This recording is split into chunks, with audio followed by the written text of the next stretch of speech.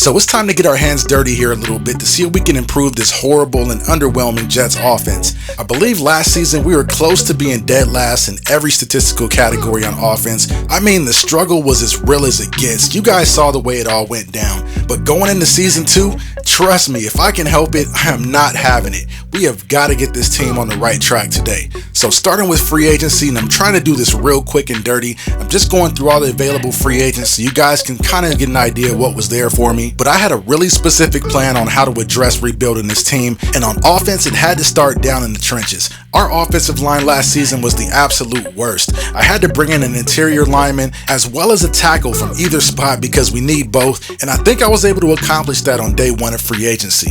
Now for the defensive side of the ball, I wanted to add some speed and some coverage skills to our secondary. Tremaine Johnson just turned 30 and his skills have regressed a bit, and outside of Brian Poole, we really don't have much talent in that group, so I wanted to address that today, and I'm feeling pretty confident with the way that things turned out, especially with our cap situation. Now check out the signings. I was really aggressive with Kendall Fuller and Joe Thuney. Seeing that they were the best at their positions in free agency, I had to break the bank a little bit, but I think it'll end up being a pretty solid investment. Take a look at his ratings. He's got 90 speed, 90 man, 87 zone, 92 play rec. With coverage skills like these, there's no way I'm playing him as our slot corner. He'll start day 1 for us for sure.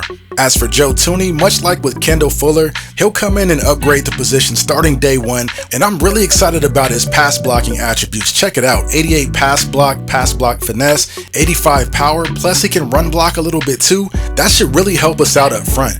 Plus, it creates another tradable asset in Osemele. I think his contract's hitting the cap pretty hard this season. I'll have to check, but I think it may be $11 or $12 million toward the cap. I'll have to get back to you guys on that. Now my next signing was DeMar Dotson. He's a 35-year-old right tackle. I have him playing left. Wait, did I just say he's 35? I meant to say 34. Wow, it's been a late night. But anyways, he's a pretty decent pass blocker, which is all I care about from a left tackle.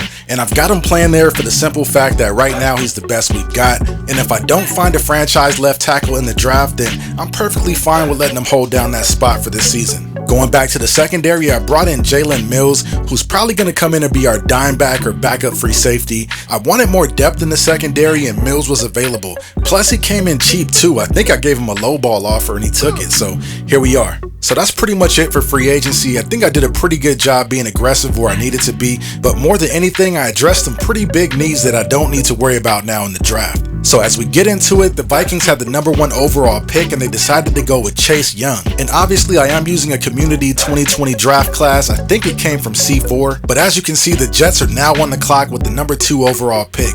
And if you're wondering, this is the pick that we got from the Robbie Anderson trade early in the season, so it's definitely worked out in our favor. But I wanted to try to trade down a couple spots because with the Dolphins at 3 and the Giants at 4, I figured that neither one of those teams wanted the position I was targeting, so I traded down with the Giants to 4. And then something really interesting happened.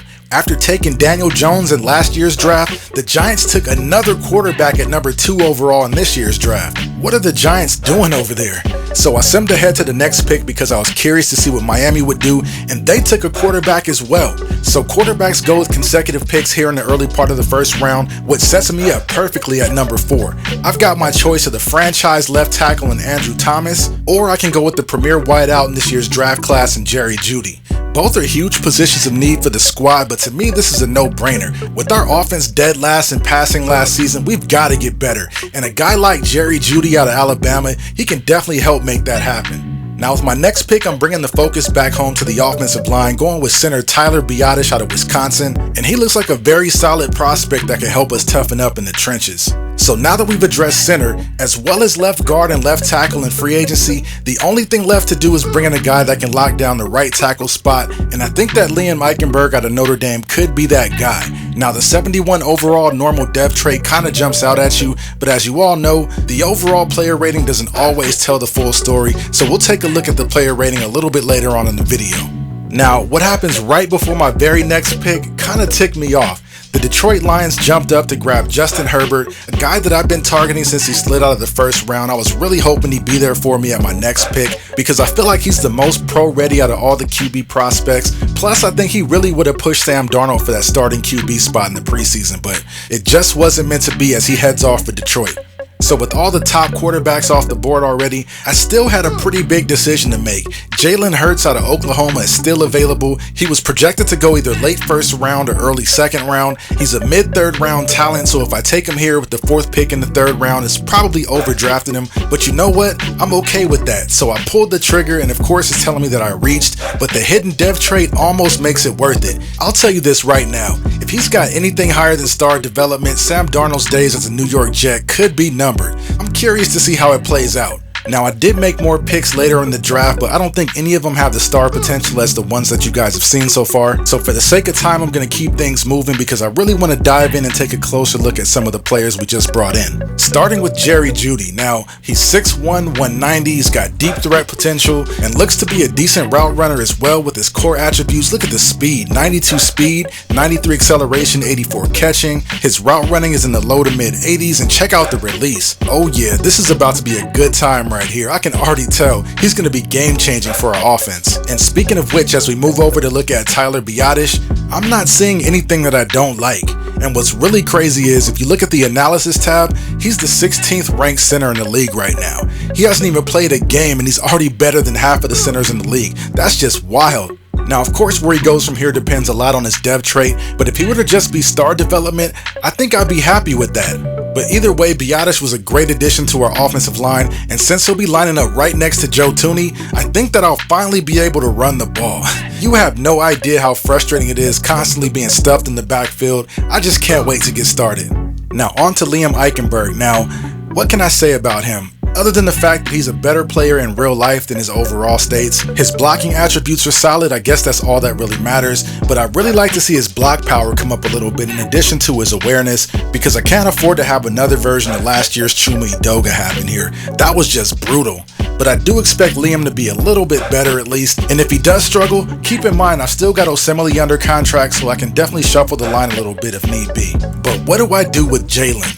I think I mentioned it during the draft that Jalen wasn't the quarterback I wanted. I really wanted to go after Justin Herbert. I should have been more aggressive and pulled the trigger there, but the way the draft worked out, Jalen Hurts fell to me in the 3rd round. So looking at his stats, he's got 87 throw power, 80 medium accuracy, 85 short. With 80 throw on the run, I'm surprised his play action's not a little bit higher, but overall, I just don't think he's ready to compete yet. Sam Darnold's just better. As you guys can see and do a quick comparison, my only option is to bench Jalen Hurts until he develops into at least the mid-70s, and in the meantime, hope that Sam Darnold doesn't get injured the way he did last season. But anyways, moving on to the last couple of picks that you guys didn't see, I ended up going with Cole Kmet out of Notre Dame, and he's going to be a bit of a work in progress. He's got okay speed and can catch the ball a little bit, but I don't really see him getting much game action except for maybe in emergency scenarios, maybe if a guy goes down with an injury or something like that, but he very well may end up on the practice squad. And the same could be said for his Notre Dame teammate in Chase Claypool, but I will give him a closer look because I did draft Chase to become a number 2 wideout, but unfortunately he may be a little slow for that with the 86 speed,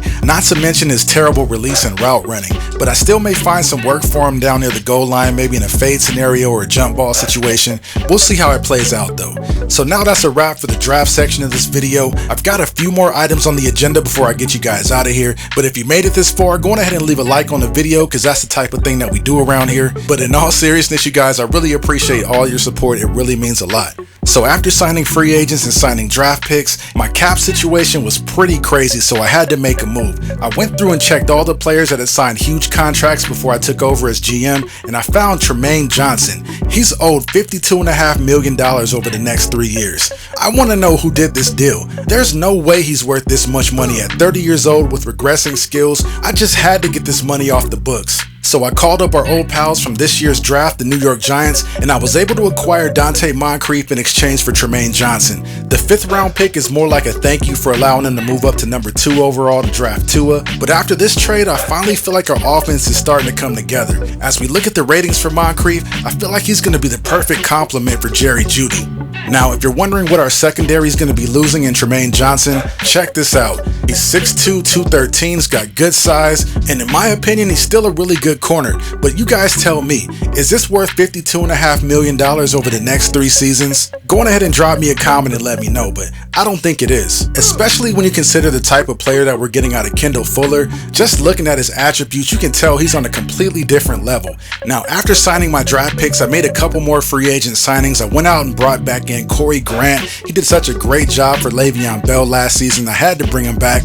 And I also picked up Damien Williams because there was a time last season where Corey Grant was the only healthy running back on the team. So I wanted to avoid that this year and bring in a little bit more depth. So in one off season, I went from this on offense, being 78 overall, playing with a bunch of, I don't even know what to call them. Some of these guys aren't even backups. But let's just say I went from playing with a bunch of randoms with question marks to now playing with a team with purpose and real potential. And there's still a couple of moves that I'm looking to make, but I'll definitely keep you guys posted on that as the season gets started. But anyways, folks, that's all the time I've got for this video. I hope you enjoyed it. Please don't forget to like, share, comment, and subscribe. I'm signing off, and I'll see you in the next one.